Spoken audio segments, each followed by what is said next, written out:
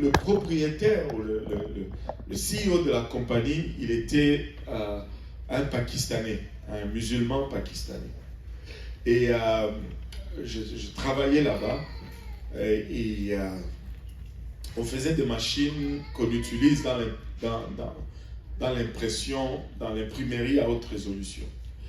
Et la compagnie n'était pas grande, c'était à peu près une trentaine d'employés et c'était un peu tout croche. Et qu'à un moment donné, on a commencé à avoir des problèmes de réception de pièces et ce qui retardait la production des machines. Et moi, j'étais celui qui installait la dernière pièce dans la machine. Et c'était une pièce qui portait une lentille qui faisait passer le laser et qui, marquait les plaques d'impression qu'on appelait les plaques de transfert. Maintenant, quand on a manqué les pièces, après, il fallait livrer les machines aux États-Unis. Et pour entrer dans la date de livraison, il fallait travailler dimanche. Pardon, je ne pouvais pas travailler dimanche. On avait 3 machines à installer, le chariot laser, et les pièces devaient arriver vendredi soir. Donc, il y a un groupe qui rentrait le samedi pour compléter la machine. Et ils ont dit, samedi, la machine va être prête. Et si Dieudonné peut rentrer dimanche pour installer le chariot laser, on pourra être capable de shipper la machine 7 heures lundi. Moi, j'ai dit, je ne peux pas rentrer dimanche. Dimanche, je suis à l'église. Et là, tout le groupe est venu un peu dans mon laboratoire où je montais le chariot.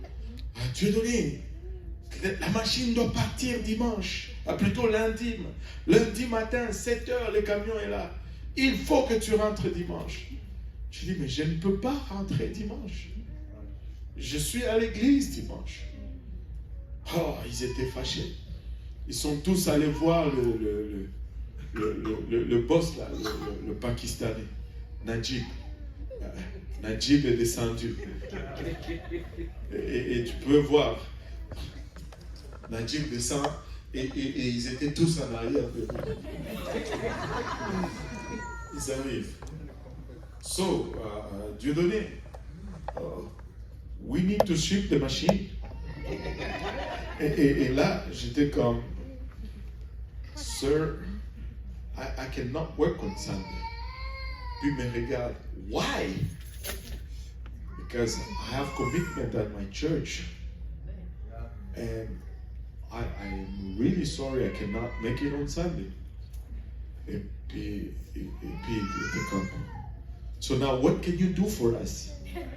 J'ai dit, ok, là tu pars. Je dis, si vous me donnez la clé, je vais venir dimanche après mon service. Je vais venir le lundi quand vous arrivez ici, les machines vont être prêtes. Are you sure? Je dis, oui, monsieur, je suis sûr. Tu es sûr que tu... Oui, je suis sûr. Ok. Donnez-lui la clé.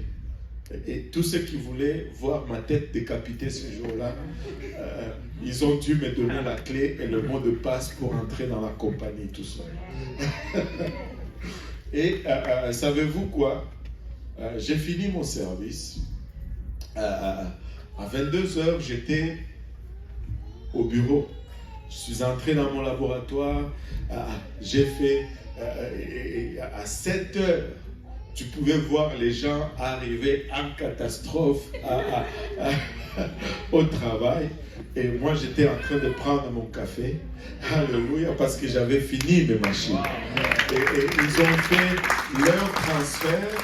Ils ont essayé les plaques. Ils ont regardé. Parfait. Alléluia. Les machines sont sorties. Laissez-moi vous dire. Nous devons nous tenir pour Dieu. Nous devons juste faire un choix. j'ai choisi de servir Dieu et Dieu va être premier. Mardochée dit, je suis juif. Et nous pouvons dire, nous sommes chrétiens. Alléluia. Nous pouvons dire, nous sommes chrétiens. Il est temps que nous nous tenons droit, alléluia, pour notre Dieu. Mardochée s'est tenu, il a dit, je suis juif. Alléluia. Et lorsque cela a été apporté à Aman, c'était pour l'intimider, c'était pour voir s'il allait fléchir. Mais Mardochée dit, je ne fléchis pas. Si je veux fléchir, ça va être pour mon Dieu et pour lui seul. Mais je ne veux pas fléchir pour le monde. Je ne veux pas faire de compromis pour le monde. Église, ce n'est pas le moment de faire de compromis, c'est le moment de se tenir droit pour cette parole, car il n'y en a pas d'autre. Il n'y a pas une autre doctrine qui sauve si ce n'est celle-ci.